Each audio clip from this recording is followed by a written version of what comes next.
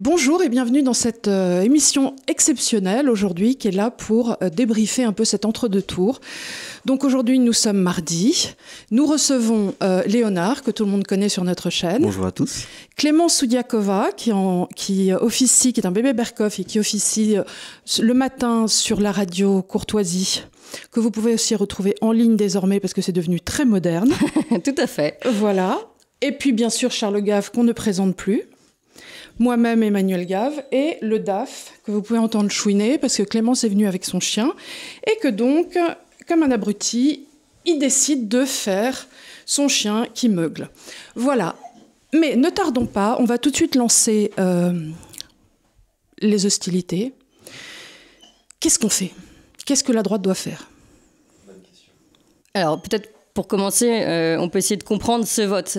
Essayons de comprendre ce vote aussi, oui. Alors voilà, parce que Clémence a préparé des choses qui ont l'air très intelligentes. En fait, pour comprendre comment faire pour, j'imagine, si on est tous ici réunis, c'est pour mener un complot, comme toujours, et celui de comment faire pour que Alors ici, Emmanuel les complots Macron... sont payés par la Chine, il faut le savoir. Oui, voilà. Donc que veut la Chine ? C'est ça la question qu'on va essayer de traiter. Exactement.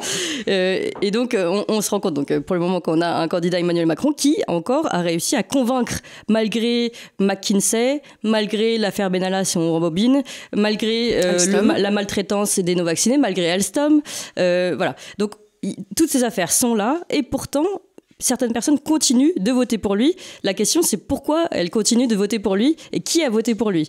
Et si on analyse un petit peu ce vote, on se rend compte qu'il y a une grande majorité de retraités qui ont voté pour Emmanuel Macron. Donc déjà, on casse un premier mythe, celui du Emmanuel Macron, président des jeunes, président TikTok, président McFly et Carlito, et on fait des galipettes dans le jardin.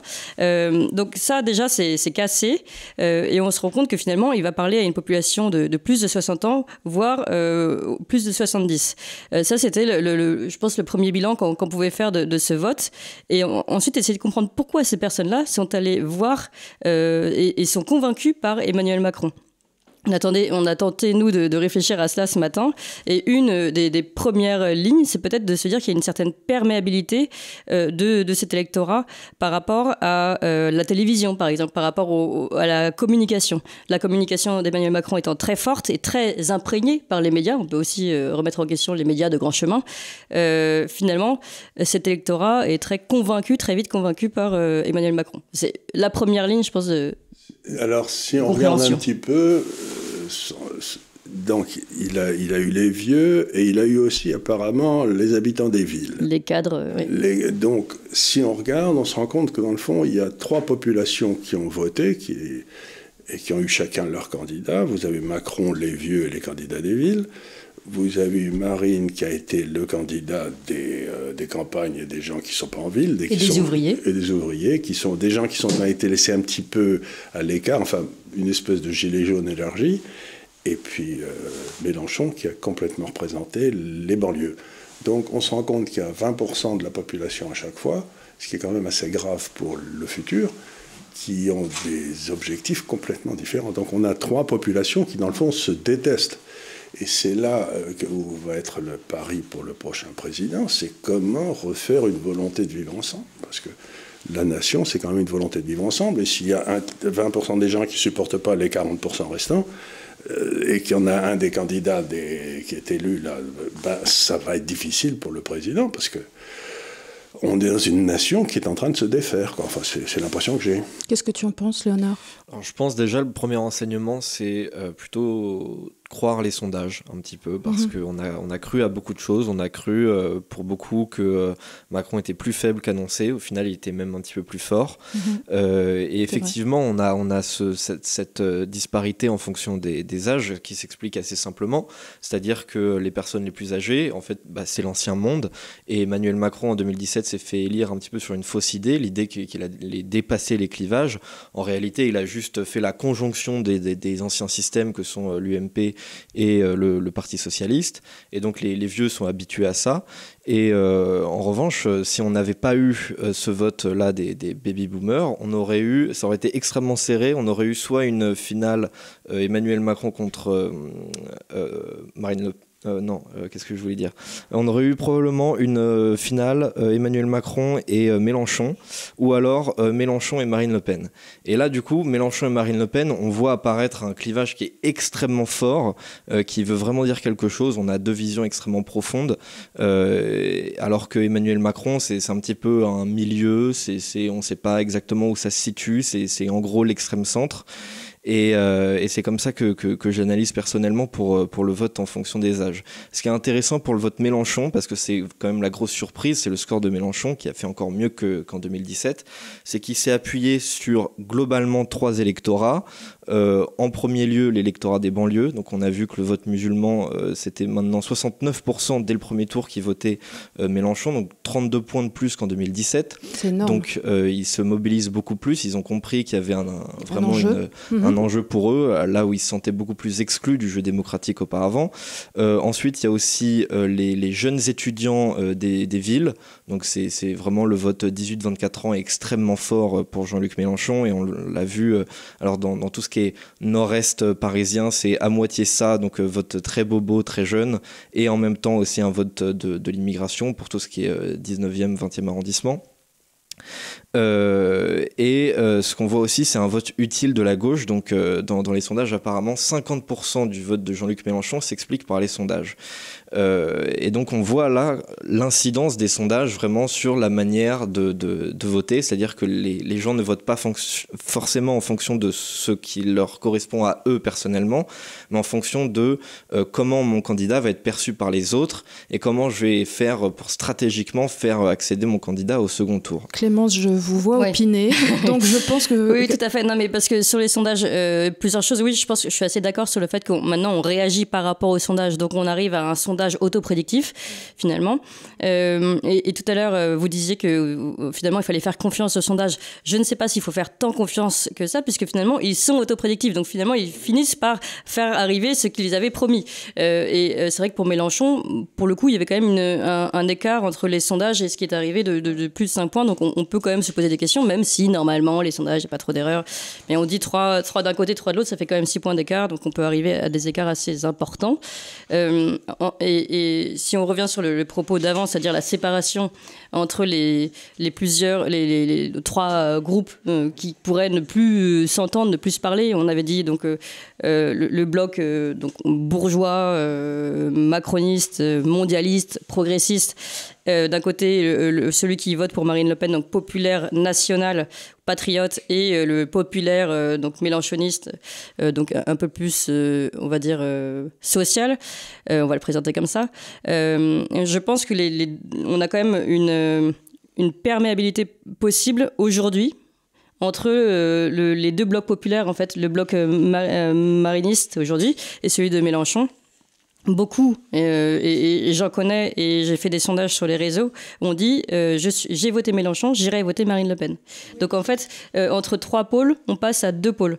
Et 2 pôles qui sont en plus, donc je pense que le vote macroniste n'est pas un vote de choix, c'est un petit peu un vote de classe ou de caste ou de confort, de peur, peut-être de méconnaissance. Donc même celui-ci n'est pas si fort face à, pour le coup, un vote populaire qui est de toute façon aujourd'hui très énervé, on va dire.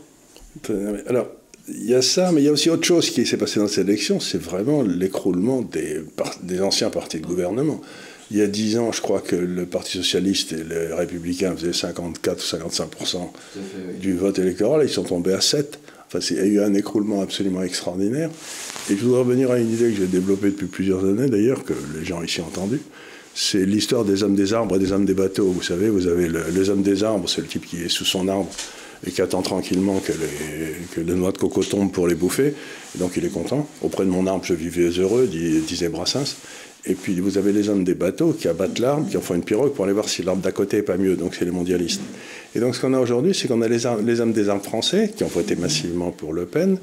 Vous avez les mondialistes qui ont voté massivement pour Macron. Et vous avez la troisième quelque chose qui est là, qui sont ni les hommes des armes, ni les hommes des bateaux, qui sont des gens qui sont arrivés récemment en France, Et on peut dire qu'il n'y aura une solution en France si on ne réussit pas à intégrer ces gens, soit dans les uns, soit dans les autres. Parce que sinon, on a une guerre civile. C'est ça.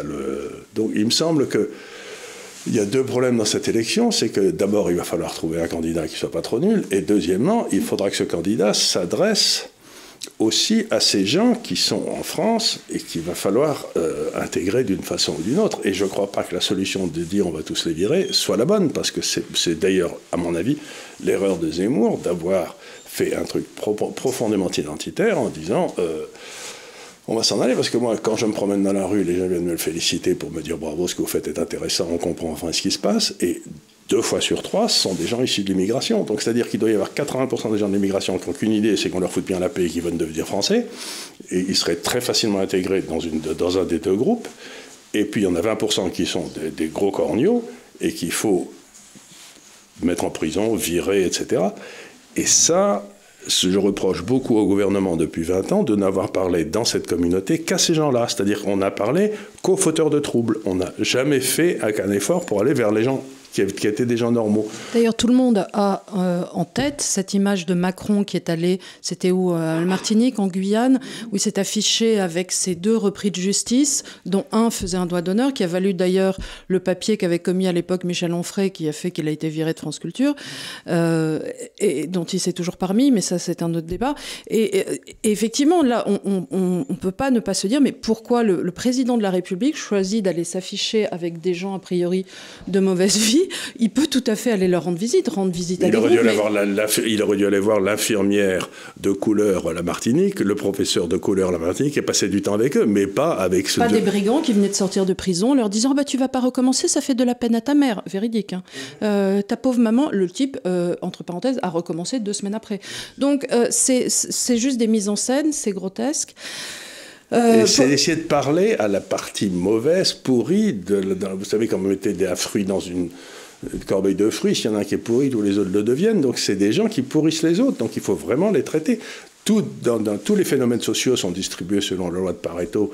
80% des gens créent 20% des gens créent 80% de la richesse, 20% des gens boivent 80% de l'alcool, font tous les accidents de la route, etc. Donc vous avez 20% de criminels dans une certaine société, il faut les éradiquer pour laisser tranquilles les 80% restants. C'est ça, être l'État. L'État, c'est pas d'être bêtement en faveur de ceux qui font des bêtises. Ça me paraît une drôle de conception de l'État, moi. Alors, pour répondre sur l'État, ce serait magnifique si Emmanuel Macron pensait politique, en fait, et avait une vision étatique. C'est-à-dire, bah non. Et en fait, je pense que c'est le problème, c'est le constat qu'on peut faire aujourd'hui. Et ça explique aussi les divisions qui arrivent aujourd'hui. En fait, Emmanuel Macron a divisé la population comme il aurait fragmenté le marché. Parce que plus il y a de marché, plus il peut vendre son produit. Donc, en fait, on est dans une segmentation de marché. Et c'est pour ça qu'il a intérêt à aller viser cette petite population qui terrorise, je ne sais plus où, dans les îles, celle-ci, et ça va lui faire des électorats, ciblés, marketés. Voilà. Ça, c'est la pensée macroniste. Et en fait, c'est justement celle qui a abandonné le politique, c'est-à-dire j'ai un cap, j'ai une vision pour la France sur 1000 ans, pour certains. Voilà. Sur 10 ans, ça suffirait. Sur 10 ans, bon, oui, exactement. Sur 10 ans, ce serait déjà pas mal. Et là-dessus, je peux vous citer, c'était très amusant. Ce matin, je recevais Frédérique Dumas, qui est une ancienne députée de l'REM, qui nous a expliqué, donc qui a publié, commis un livre sur ce qu'on ne devrait jamais dire sur les 5 ans de Macronie. Et elle a conclu finalement par ses propos, la pensée macroniste, c'est finalement une pensée algorithmique sans modération humaine. Donc on comprend bien qu'on a complètement quitté le champ du politique, qu'on est dans l'algorithme marketing, et qu'il n'a plus aucune... ni considération ni modération humaine, ce qui quand même peut faire très peur, mais qu'on a pu constater notamment pour les personnes non vaccinées considérées comme des sous-citoyens. Donc, ou surtout pour les personnes qui étaient dans les hôpitaux, qui ont été virées de façon... les soignants sont réintégrés, évidemment. Qui se retrouvent sans aucune ressource, mais il y en a 10 ou 15 000. Oui, tout à fait. Et qui avant, pas de c'était chômage, pas de chômage, rien. On a fait une émission ici avec elle, mais c'est effrayant ce qui se passe. Obligé d'aller dans des baraques à frites, quoi. Et on est complètement coupé du droit, complètement coupé de la réalité pour ces personnes-là. C'est là où c'est une autre chose ce qui se passe, c'est que le droit qui était censé nous protéger, eh bien, il a été pris en main par des complices ou des gens qui avaient nommé Macron, et ce droit ne nous protège plus, parce que la protection du droit, c'est ce qui protège le citoyen contre son État. Et là, on a l'impression que toutes les activités de droit, c'est-à-dire le Conseil d'État, le Conseil constitutionnel, ont trahi. Se sont effondrés. Ont trahi, mais ont trahi leur fonction. Et toi qui es juriste, tu devrais en parler d'ailleurs. Oui, enfin là, c'est pas une émission sur le droit, là on est pour non, mais faire... ce non-respect du droit est consubstantiel à la présidence Macron. Bien sûr. Ce sont des pare-feux, le Conseil constitutionnel, qui n'ont pas fait leurs preuves pendant la Macronie. On l'a vu notamment lors du C'est devenu des chambres d'enregistrement, le Conseil d'État. Mais de toute façon, au bout d'un moment, il suffit de regarder qui est nommé à la tête de ces organisations. On peut tout à fait en attendre que rien n'en sorte. Et effectivement, il n'est rien sorti du Conseil d'État. Il y a eu quelques décisions devant le Conseil constitutionnel qui ont été à la marge cassées ça et là, mais très très peu. La question que je me pose aujourd'hui, devant ce second tour, c'est comment nous, la droite, on peut s'organiser pour essayer de faire que 2017 ne se reproduise pas à nouveau, qu'on puisse avancer, essayer de faire les choses de façon un peu plus tactique. Alors évidemment, les esprits chagrins ont au fait de venir dire oui, mais on la connaît l'histoire, on l'a déjà vécu, Marine Le Pen va se rétamer, ainsi de suite. Moi, à titre personnel, je ne suis pas le péniste, mais je trouve qu'elle a beaucoup évolué. Des gens comme Sophie de Menton, qui l'ont interviewée sur des questions économiques, disent que sur les questions économiques, ce qui moi me touche un peu, ils l'ont trouvé en place. Qu'est-ce qu'on peut dire aux gens qui étaient derrière Zemmour pour leur dire peut-être, essayer de réfléchir? Je pense qu'il y a déjà ce fond qui est quand même l'anti-macronisme et sur lequel il faut se rattacher et un bilan du quinquennat. Qu'est-ce que tu en penses, Léonard, donc? Alors je pense que pour le vote Zemmour, selon les sondages, il devrait être automatiquement acquis à Marine Le Pen. Apparemment, il y aurait 7% du vote Zemmour qui irait à Macron, 85% qui irait à Le Pen et le reste qui s'abstiendrait. Donc celui-là, il est déjà acquis. Après, la question, c'est peut-être aller chercher des gens qui n'ont pas forcément voté au premier tour par manque d'adhésion. Alors voilà. là, je voudrais intervenir. J'allais te couper parce qu'on me reproche toujours. Non, tu as le droit de couper. J'ai le droit de couper. C'est que il m'est revenu. Si je devais faire un résumé, je dirais que les villes ont beaucoup voté et les campagnes ont très peu voté. Donc quelque part, l'électorat de Marine a très peu voté. Et ce qui me revient un peu partout, c'est que beaucoup de gens disent: je n'allais pas voter au premier tour parce qu'il n'y avait rien qui me plaisait au premier tour, vraiment, mais au deuxième tour, je voterai TSM, c'est-à-dire tout sauf Macron. Et donc, je ne serais pas surpris si, au deuxième tour, il y avait une hausse du vote dans les campagnes et peut-être une baisse dans les villes, parce qu'en plus, c'est en même temps que les vacances scolaires. Alors, ils ont fait l'erreur de coller.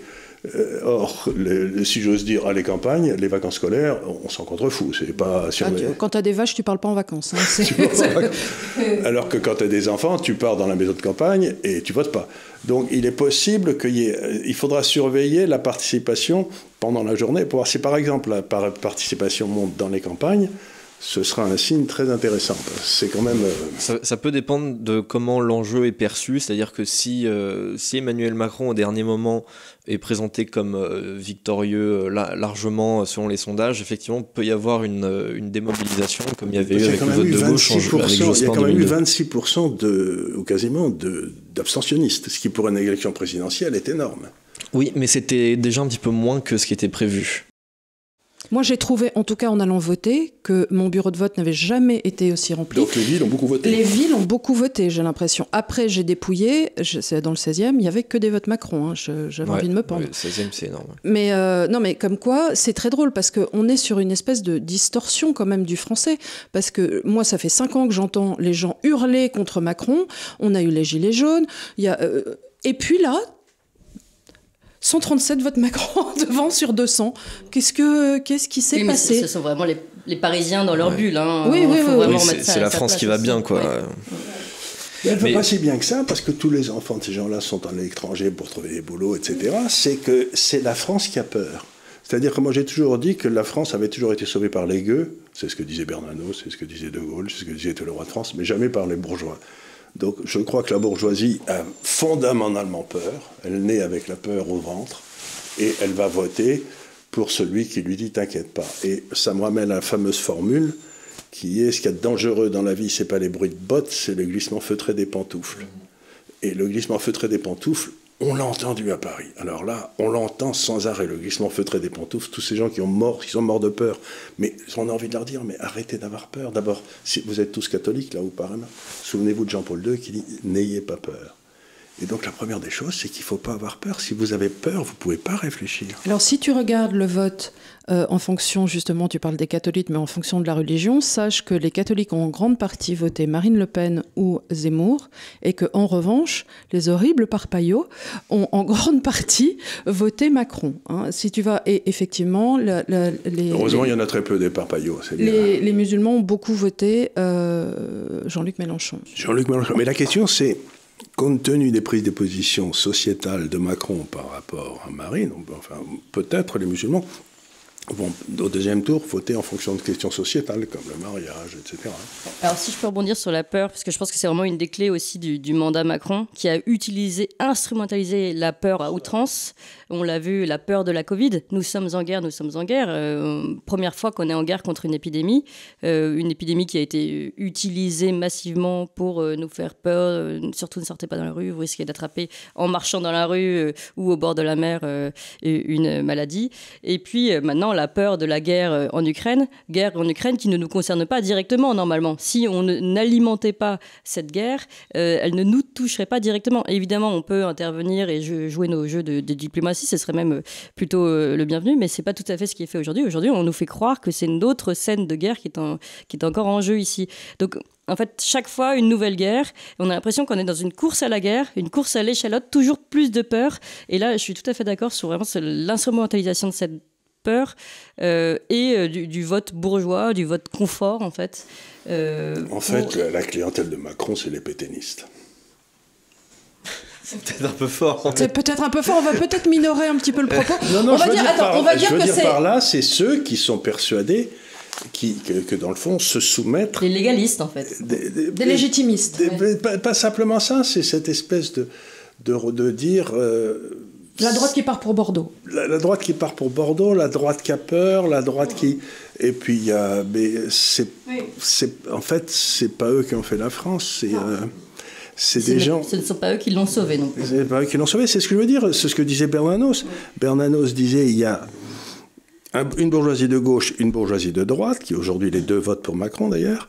Il n'y a pas un peuple de gauche et un peuple de droite, il y a un peuple de France. Et ce que je veux dire par là, c'est que la France a toujours été sauvée par les gueux.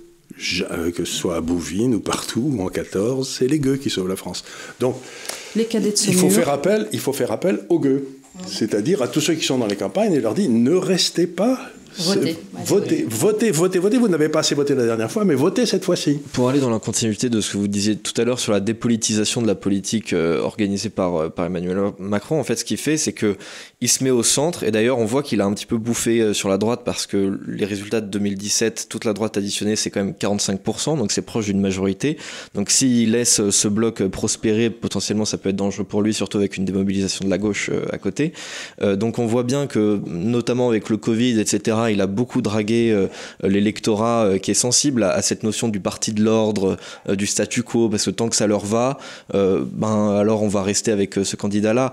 Et en fait, ce qui s'est passé, c'est une repolitisation énorme de tout ce qui se situe à gauche et de tout ce qui se situe à droite. Mais du coup, face à un État complètement zombie, dépolitisé depuis des dizaines d'années, en fait, c'est des deux parties du changement. C'est-à-dire concrètement, oui, avec Mélenchon, il y aurait, je pense, pas mal de changements. Avec Marine Le Pen aussi. Ou du moins, c'est comme ça que c'est perçu. Et du coup, nécessairement, il y a énormément... le vote bourgeois et le vote vieux, forcément, va naturellement vers Emmanuel Macron. Il faut dire aux vieux aussi, attendez les gars, compte tenu des taux d'intérêt à zéro qu'on vous sert depuis 10 ans, votre retraite, vous n'allez pas la toucher. Donc si vous votez Macron dans l'espoir que vous allez toucher votre retraite et qu'il va vous la protéger, vous foutez bien le doigt dans l'œil. Ce qu'a fait Macron, c'est de tout faire pour vous ruiner, vous. Alors ça, c'est important. C'est ce qu'il faut regarder. J'espère que quand Marine Le Pen va aborder le débat, elle ne parlera pas, 1, du Covid, 2, de McKinsey. Pourquoi ? C'est la meilleure façon de tout perdre. Si elle va sur le Covid, À qui elle s'adresse là? Elle s'adresse à du bourgeois bordelais qui, un peu identitaire sur la base, veut bien qu'on lui parle de la France, mais veut surtout pas qu'on lui fasse peur. Il a eu peur, il a eu très peur avec le Covid, il est masqué, il va voter masqué. Donc il faut surtout pas lui expliquer que le Covid, ça n'est pas un drame international. Donc surtout ne pas en parler, ne pas dire que ce serait un complotiste, ne pas parler de Raoul, tout ça, il veut pas l'entendre. Hein, ça c'est un acquis. Les retraités, on sait où ils sont. Deuxième truc, ne pas non plus parler de McKinsey en disant qu'il y aurait des complots, on peut dire, il est quand même dommage qu'avec l'appareil étatique qui est le vôtre et les dépenses étatiques qui sont de 84 milliards supérieures aux autres pays adjacents, on n'ait pas la possibilité de traiter ça en interne et que vous deviez passer par d'autres cabinets. Mais il faut rappeler le bilan de Macron, c'est-à-dire une dette de 600 milliards supérieure à tous les autres pays, un déficit commercial qui est de 84 milliards déficitaire là où l'Italie est positive de 64 milliards. C'est-à-dire que économiquement, alors qu'il nous explique que c'est formidable, c'est une horreur. On est en train de descendre. On nous dit toujours la France, 4e pays. Non, on descend, on est 9e et on perd un statut tout le temps. Avec les taux zéro, comme disait Charles, votre retraite fond comme neige au soleil. Vous n'avez rien. À cela va se greffer une inflation. Même si on indexe sur l'inflation, vous allez tout perdre avec Macron. Votre niveau de vie va s'écroler, quoi. Et il y a le DAF qui, d'ailleurs, ça agace beaucoup. Le DAF est très énervé par la perte de valeur de sa retraite. De chacun des retraites. Suffit, Jeeves. Ça suffit. Allez. L'inflation des nonos, c'est terrible. L'inflation des nonos, ben les nonos auraient su plus. D'ailleurs, ils ont supprimé le pot-au-feu au café d'à côté et il n'y a plus de nonos. Et alors, c'est pour ça qu'il n'est pas content. Non, mais il me semble qu'il est très important de ramener sur le bilan. C'est-à-dire, la première fois, elle s'est fait avoir parce qu'il a dit « Écoutez, moi, je suis intelligent, vous êtes bête. » Et maintenant, elle va dire, si on lui dit « Vous êtes bête », elle dira « Je suis peut-être bête, mais vous avez tout raté. » Parlons de Fessenheim, parlons de l'EDF, parlons d'Alstom, parlons de tous les trucs que vous avez foutus en l'air.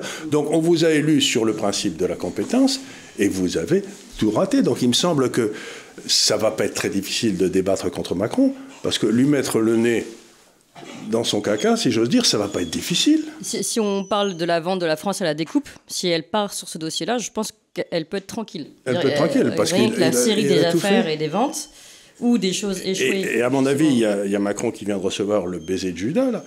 Il y a Sarkozy qui a dit qu'il fallait voter Macron. Or, c'est le type qui a tout trahi, Sarkozy. C'est lui qui nous a remis dans l'OTAN. C'est lui qui a fait un acte de forfaiture en refaisant voter alors qu'on avait voté contre le traité de Maastricht. C'est lui qui a foutu en l'air la Libye. Donc, si vous voulez, à mon avis, Sarkozy, il sait que s'il soutient Macron, ça va faire perdre 500 000 voix à Macron, quoi. Parce que Sarkozy, il est unanimement méprisé. Unanimement, pas forcément sur le... Il était 3e à la première. Surtout le créneau centre-droit, il a quand même une parole assez christique pour pas mal de personnes. Au moment de Fillon, il est passé 3e ou 4e. Il est passé derrière Fillon et derrière Juppé. Oui, mais probablement parce que les électeurs le voyaient probablement pas gagner.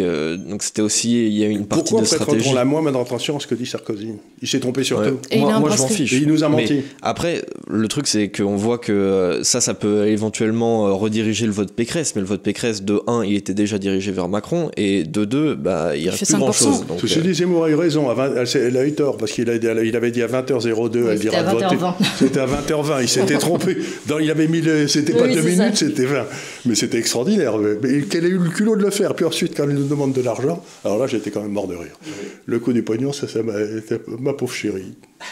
Il va falloir que son mari vende ses actions General Electric. Ouais.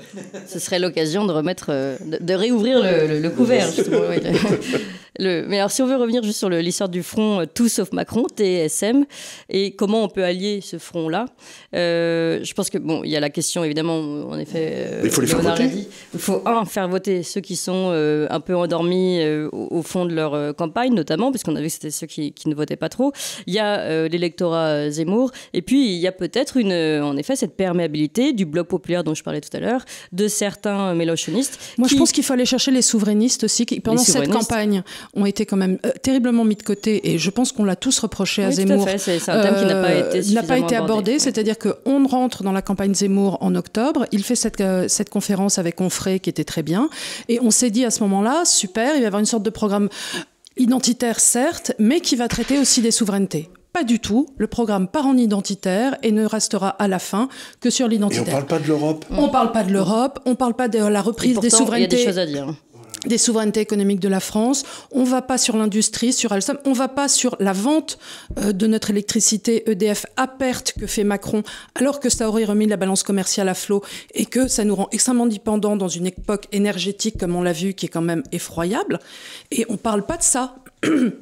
Donc aujourd'hui, je crois que les souverainistes doivent...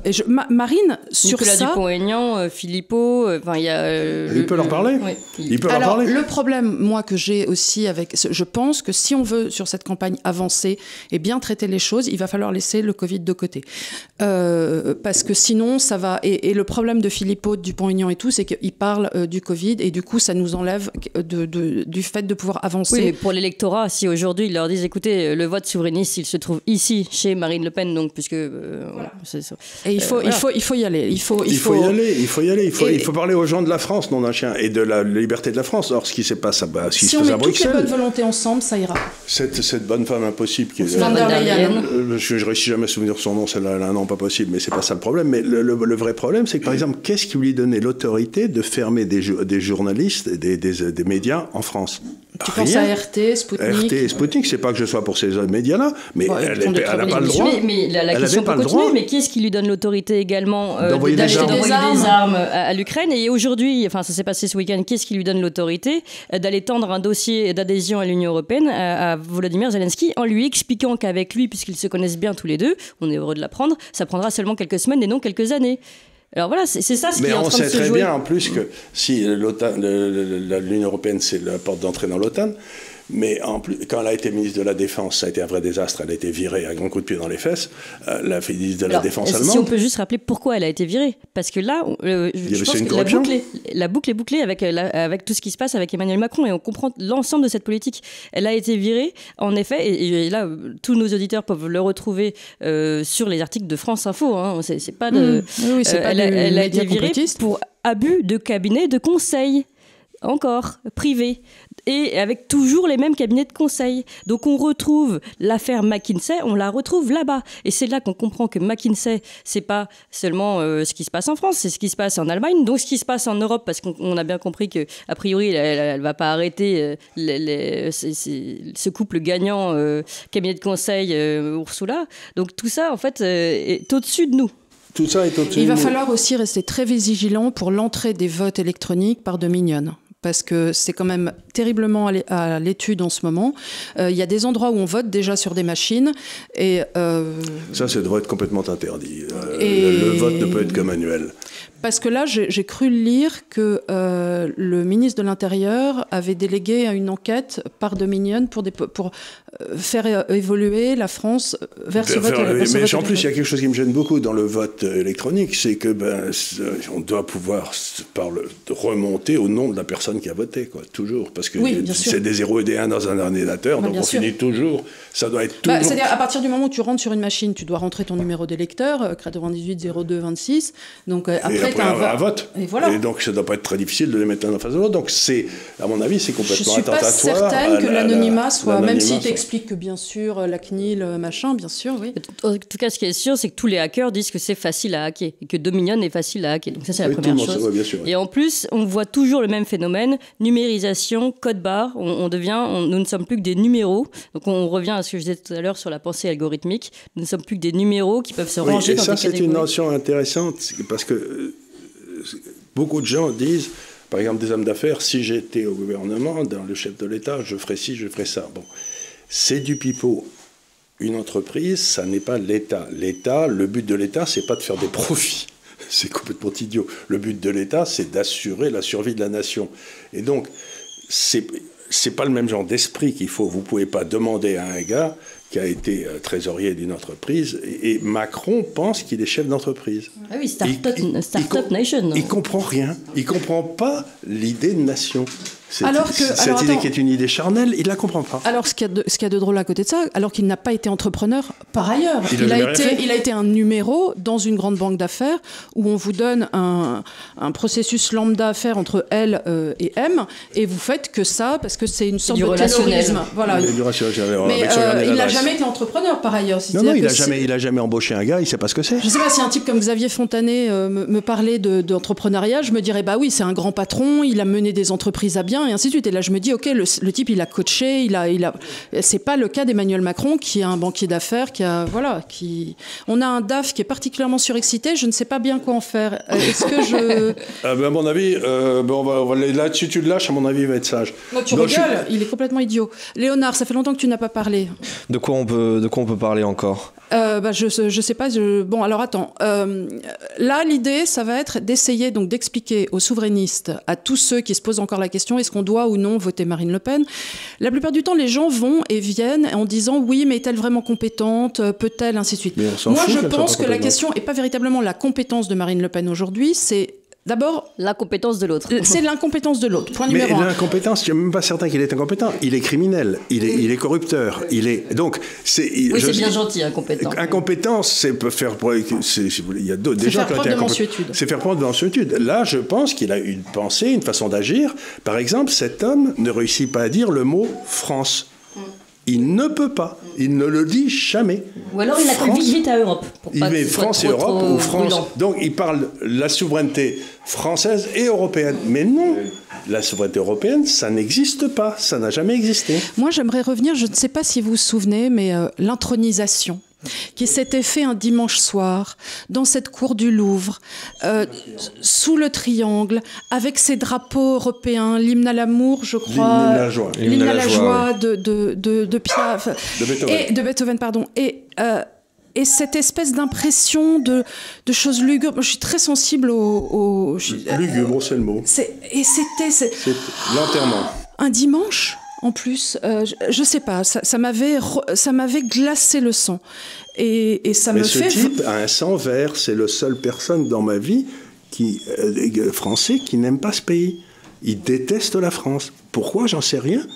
Ça devait être, mais j'ai l'impression, fondamentalement, dès qu'il est à l'étranger, il dit du mal de ce pays. Et peut-être que ses objectifs ne sont pas français. Mais voilà, son objectif, c'est quelque part de détruire ce pays. Donc je dis à tous les paysans qui nous écouteront, ou j'en sais rien, à tous les gens qui sont dans les provinces, mais ils ne vous aiment pas. Pourquoi votez-vous pour quelqu'un qui vous déteste ? C'est curieux. C'est du masochisme. Vous savez que ce gars-là ne vous aime pas. On peut dire ce qu'on veut de Mélenchon, mais il a une espèce de vision de la France que je ne partage pas, mais il aime ce pays.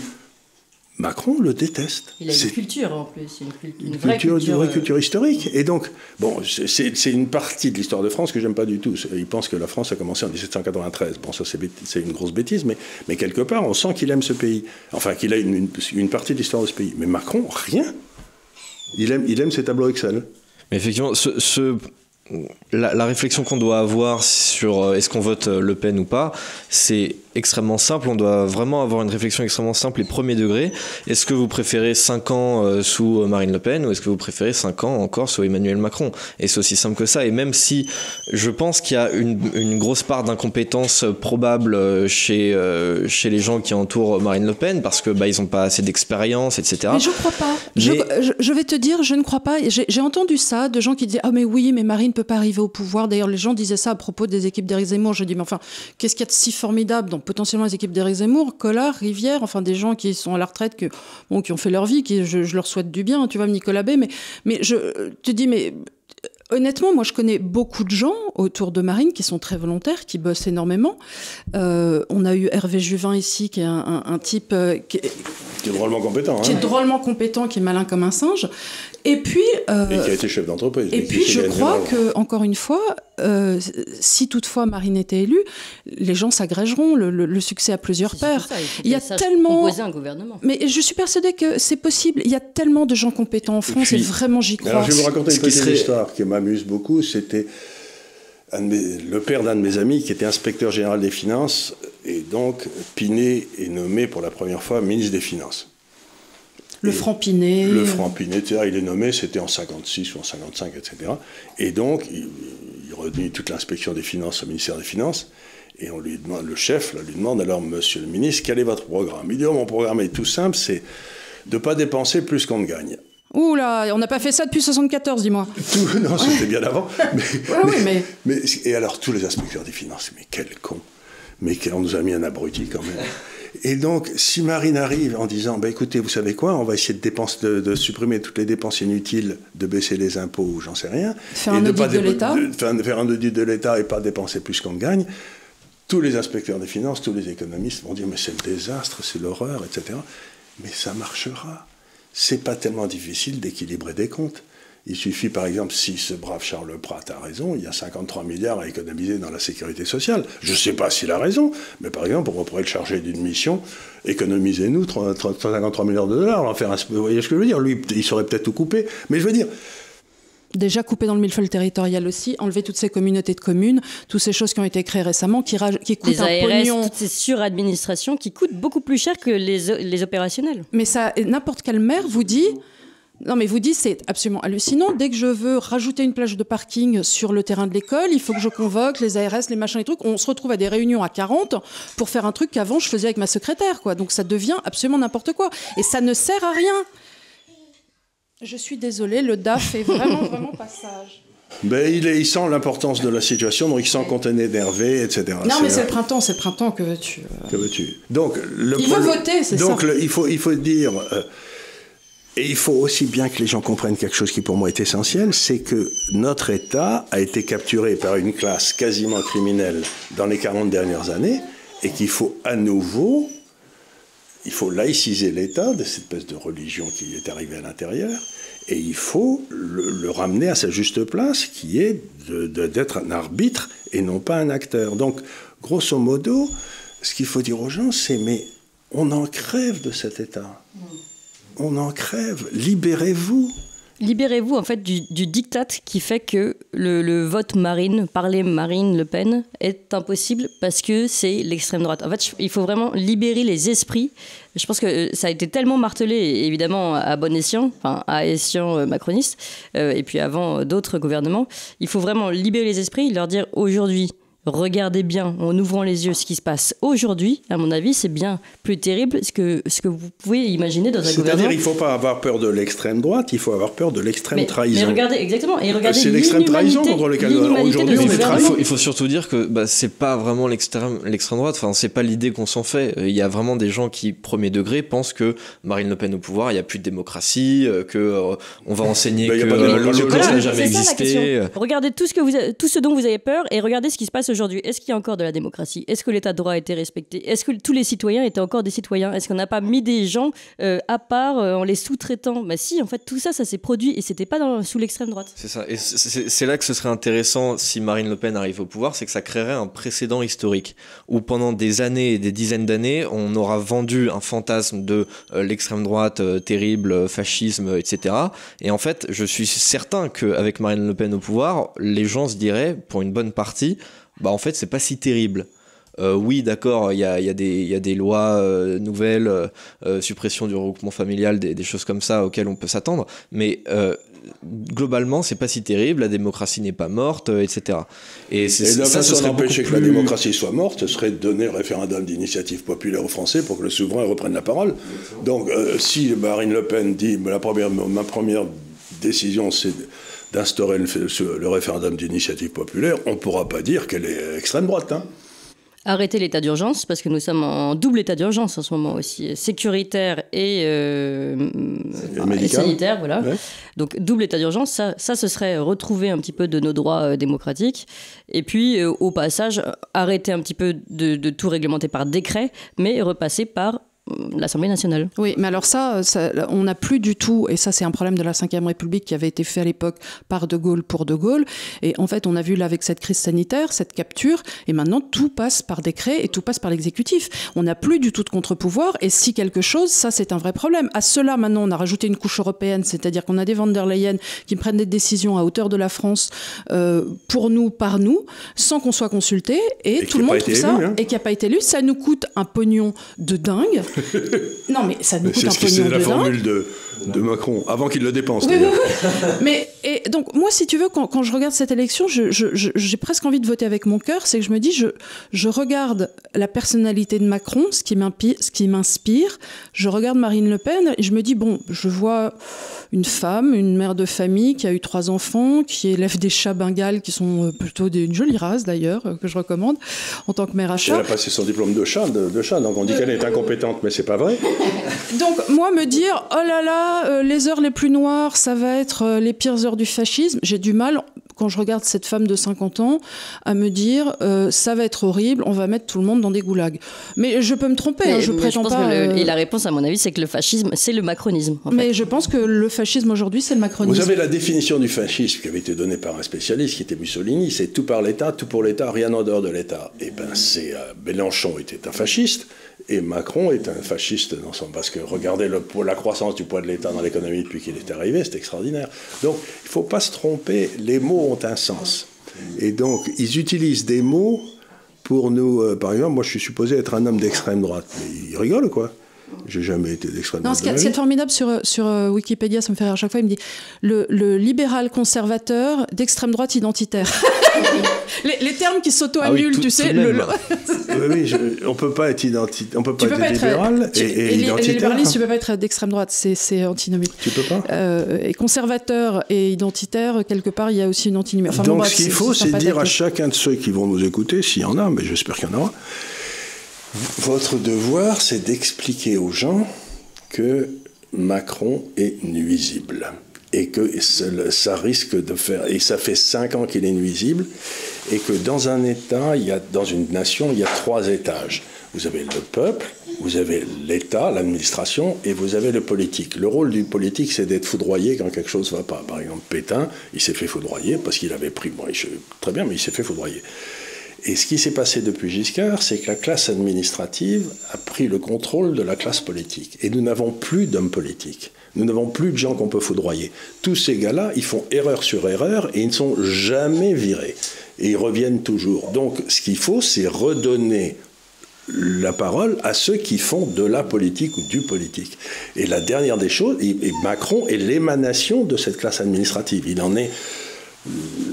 le sommet, ce qu'on fait de mieux, l'inspecteur des finances, eh bien, il faut ramener les fonctionnaires à leur fonction première, la gestion de l'État, et qu'ils nous foutent bien la paix après. Et donc, il faut interdire que les fonctionnaires soient élus. Voilà, écoute, je pense que cette émission va être blâmée par YouTube et qu'on risque de se prendre un blâme. On a parlé du Covid. On a parlé du Covid, on a utilisé le terme fasciste, on a dit que c'était un scandale, donc je pense qu'on va encore se prendre un blâme. Mais je suis ravie de l'avoir fait. Merci beaucoup Clémence. Merci encore. Pour ça. Merci Léonard, j'espère qu'on vous aura un petit peu aidé. Et puis n'hésitez pas à mettre des pouces en l'air, à faire circuler l'information si toutefois ça vous a amusé. Et je suis vraiment désolée pour la très mauvaise tenue du DAF qui aura fait un boucan pas possible. Alors pour raconter tout ça, la petite histoire, c'est de la faute de Clémence. C'est parce que c'est un punk, Daft Punk. Voilà, Clémence est venue avec son chien et le DAF le prend extrêmement mal. Et voilà. C'est normal. J'ai essayé de le tenir, mais il s'est très mal comporté. Merci à vous et votez bien. Merci.